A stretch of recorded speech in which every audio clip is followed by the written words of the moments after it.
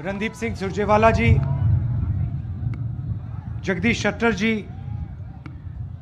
BK Hariprasad जी, माने जी, शिवराम गौड़ा जी, MK हीरामत जी, हमारे candidates Rudrappa Lambani जी, UV bunker जी, यासिन अहमद खान पठान जी, बसवराज शिनवार जी, प्रकाश कोलीवाड़ जी, भाइयों और बहनों, प्रेस के हमारे मित्रों, आप सबका यहाँ बहुत बहुत स्वागत, नमस्कार। जब शट्टर जी बोल रहे थे, मैं सोच रहा था इतने सीनियर नेता को बीजेपी ने टिकट क्यों नहीं दिया। उन्होंने कहा कि उनकी एज तो नहीं है। उन्होंने कहा कि कर्नाटक में बीजेपी को उन्होंने खड़ा किया, और जब वो बोल रहे थे मैं सुन रहा था कि भाई क्या कारण है कि इनको बीजेपी से निकाल दिया। और फिर उन्होंने अपने भाषण में जवाब दे दिया। उन्होंने कहा मेरे बारे में कोई टेप नहीं है, मैंने कोई भ्रष्टाचार नहीं किया। क्योंकि इन्होंने भ्रष्टाचार नहीं किया इसलिए इनको टिकट नहीं मिला। सीधी सी बात। मतलब इन्होंने 40% नहीं खाया, 40% नहीं खाया, बीजेपी में नहीं हो सकते, टिकट नहीं मिल सकता, मंत्री नहीं बन सकता। सही बात है ना। कभी कभी बीजेपी की मीटिंग होती है, नरेंद्र मोदी जी भ्रष्टाचार की बात करते हैं और उनके स्टेज पे चारों ओर कर्नाटक के 40% वाले नेता खड़े रहते हैं। मोदी जी कहते थे भ्रष्टाचार से मैं लड़ता हूं, अब जो भ्रष्ट व्यक्ति नहीं है उसको निकाल दिया। मतलब आप भ्रष्टाचार के लिए लड़ते हो। अच्छा, विंगलेश्वर स्वामी गदग जी ने भी कहा, मजेदार बात कही उन्होंने कि बीजेपी ने मुझे डिस्काउंट दिया। मतलब 40% नहीं लिए, सिर्फ 30% लिए, वो भी मठ से। मतलब एक तरफ धर्म की बात करते हैं और फिर दूसरी तरफ मठ को डिस्काउंट देते हैं। 40% नहीं लिए, 30% ले लिए, बाकी कर्नाटक से 40%। कुछ भी काम करवाना हो, छोटा से छोटा या बड़ा से बड़ा, 40% लगेगा। कॉन्ट्रैक्टर एसोसिएशन नरेंद्र मोदी जी को चिट्ठी लिखता है, कहता है प्रधानमंत्री जी, कर्नाटक में बीजेपी की सरकार 40% कमीशन लेती है। आज तक चिट्ठी रिसीव ही नहीं की। जवाब छोड़ो, रिसीव ही नहीं की।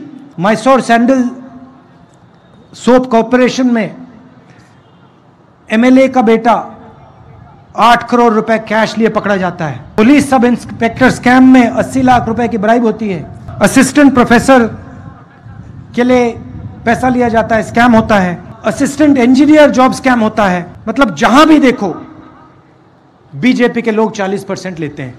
इन्होंने सरकार बनाई, पिछली सरकार, ये भी इनकी नहीं थी, ये भी चोरी की सरकार थी। मतलब वोट किसी और को दिया, पैसा देके खरीद लिया, सरकार बना दी। अच्छा, इनका एमएलए कहता है, बीजेपी का एमएलए कहता है कि 2500 करोड़ रुपए में बीजेपी का सीएम पोस्ट खरीदा जा सकता है।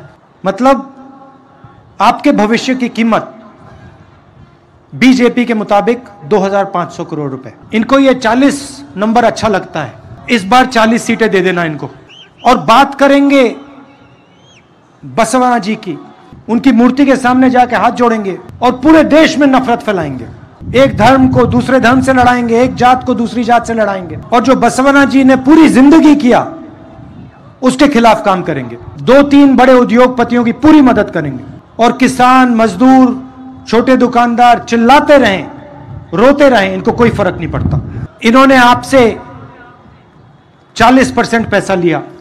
पिछले 5 साल इन्होंने हर कॉन्ट्रैक्ट में आपसे 40% लिया।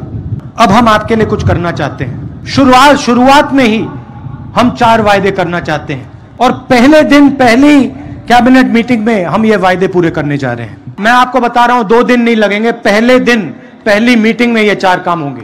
5 साल आपसे 40% चोरी हुई, इसीलिए पहले दिन ये 4 वायदे पूरे होंगे। इन वायदों से अदानी जी का, अंबानी जी का फायदा नहीं होगा। हम अदानी जी को मुफ्त में एयरपोर्ट नहीं दे रहे हैं, पोर्ट नहीं दे रहे हैं, पावर प्लांट नहीं दे रहे हैं। हम कर्नाटक के गरीब कमजोर लोगों से 4 वायदे कर रहे हैं। पहला वायदा गृह लक्ष्मी 2000 रुपए हर महीने हर महिला को। दूसरा वायदा गृह ज्योति 200 यूनिट बिजली मुफ्त में हर महीने। तीसरा वायदा अन्न भाग्य 10 किलो चावल हर परिवार के मेंबर को। और चौथा और सबसे जरूरी वायदा 3000 रुपए हर महीने हर ग्रेजुएट को और 1500 रुपए हर महीने हर डिप्लोमा होल्डर को। और यह शुरुआत होगी, पहले दिन होगा यह काम। उन्होंने 40% लिया, हम ये 4 वायदे आपको देंगे। एक और बात, प्रधानमंत्री जी ने ओबीसी की बात की, तो ओबीसी की बात करते हैं। अगर हमें देश में सबको भागीदारी देनी है, सबको शामिल करना है, तो हमें पता लगाना पड़ेगा किसकी आबादी कितनी है। जैसे कभी आपके पैर में चोट लगे तो आप डॉक्टर के पास जाते हो और एक्सरे कराते हो। एक्सरे से पता लग जाता है कि प्रॉब्लम क्या है। जब यूपीए की सरकार थी, हमने कास्ट सेंसस करवाया था। सेंसस में हर जात के बारे में सवाल पूछा गया था। सेंसस के डेटा में है किसकी कितनी आबादी है, ओबीसी कितने हैं, दलित कितने हैं, आदिवासी कितने हैं, जनरल कितने हैं, माइनॉरिटी कितने हैं। उस एक्सरे को प्रधानमंत्री पब्लिक क्यों नहीं करते? हिंदुस्तान की जात की सच्चाई देश को क्यों नहीं बताते? क्योंकि वो सचमुच में ओबीसी की मदद नहीं करना चाहते हैं। मैं आपको छोटा सा उदाहरण देता हूं। आज हिंदुस्तान की सरकार को सेक्रेटरीज चलाते हैं।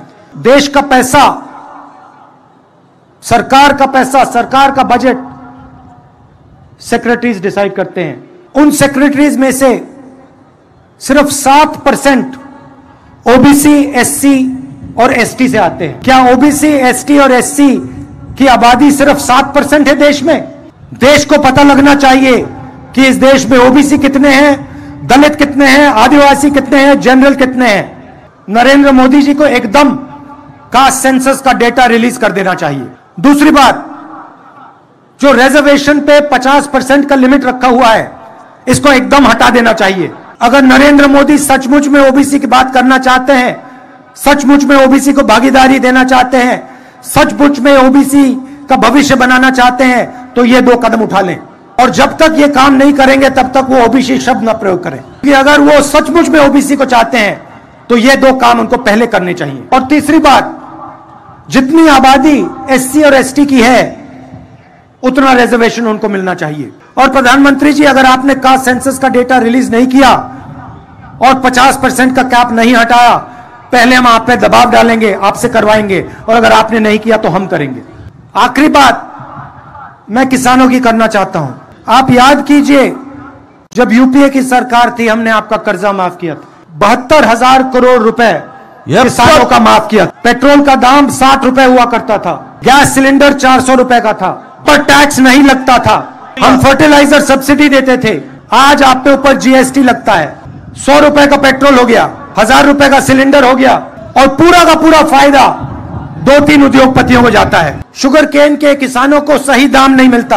आज मैंने किसानों से बात की और उनको आश्वासन दिया कि हम उनको सही दाम दिलवाएंगे शुगर केन के लिए, और एग्रो इंडस्ट्री को प्रमोट करेंगे। सीएम ने मैंगो पल्प यूनिट की बात की थी, कुछ किया नहीं, हम यह काम करके दिखाएंगे। आखिरी बात, जब नरेंद्र मोदी प्रधानमंत्री बने थे, उन्होंने कहा था 2 करोड़ युवाओं को हर साल रोजगार दूंगा। 40 साल में सबसे ज्यादा बेरोजगारी हिंदुस्तान में आज है। 40 साल में सबसे ज्यादा बेरोजगारी हिंदुस्तान में आज है। सरकारी कंपनी एक के बाद एक प्राइवेटाइज की जा रही है। सरकारी रोजगार कम किया जा रहा है। हेल्थ केयर में और शिक्षा में सरकार को इंस्टीट्यूशंस बनाने चाहिए, वो सारा का सारा प्राइवेटाइज हो रहा है। ऐसा हिंदुस्तान हमें नहीं चाहिए। बेरोजगार हिंदुस्तान हमें नहीं चाहिए। गरीब हिंदुस्तान हमें नहीं चाहिए।